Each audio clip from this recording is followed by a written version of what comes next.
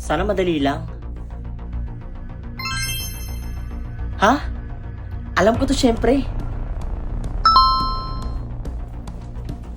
Ma, papasok na po ako Anak, sunduin mo pala si Adrian mamaya sa school ha. Sige po. Salamat anak. Sige po ma. Alis na po ako. Sige anak, mag-iingat ka. Bata pa yun. Dapat wala.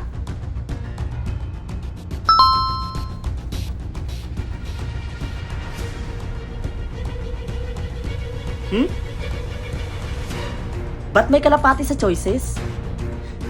Siyempre hindi kalapati.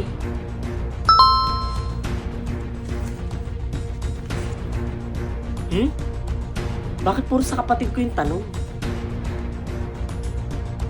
Hindi ko to alam Pero, bahala na nga.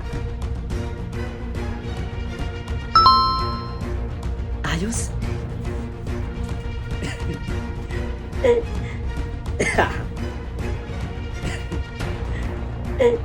Best friend? Uy, best friend. Ay, best friend, sorry nabibisi lang kasi ako dito sa pinapanood ko. Ano ba yung pinapanood mo at busy-busy ka dyan? Nanonood lang kasi ako ng mga movie dito sa may Loklok. Loklok? Oo, best friend. At ito pa itry mo ding i-watch ang Dear Ex. Grabe, napakaganda ng plot twist nun. Teka lang, best friend. Pauwi ka na ba? Oo, best friend. Susunduin ko yung kapatid kong bunso. Sige, best friend. Mag-iingat ka ha. Best friend, alam mo ba? Na puro sa kapatid ko yung tanong sa akin. Baka naman may dahilan, best friend. Kaya relax ka lang. Siguro nga, no? Sige, best friend. Mauna na ako Sige, ingat, best friend.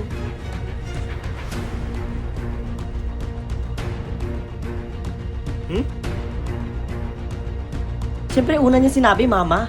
Ba't may ungo dito?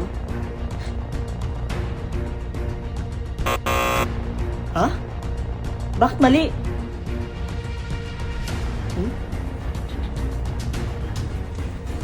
Hello po. Susunduin ko po sana yung kapatid kong bunsong si Adrian. Bunsong Adrian? Ha? Pasensya na po, wala pong Adrian dito eh. Po? Wala po kasing nag-aaral dito na Adrian yung pangalan. Weird.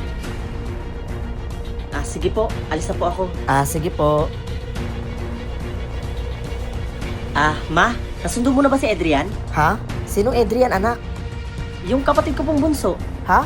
Anong pinagsasabi mo anak? Wala ka namang kapatid Ha?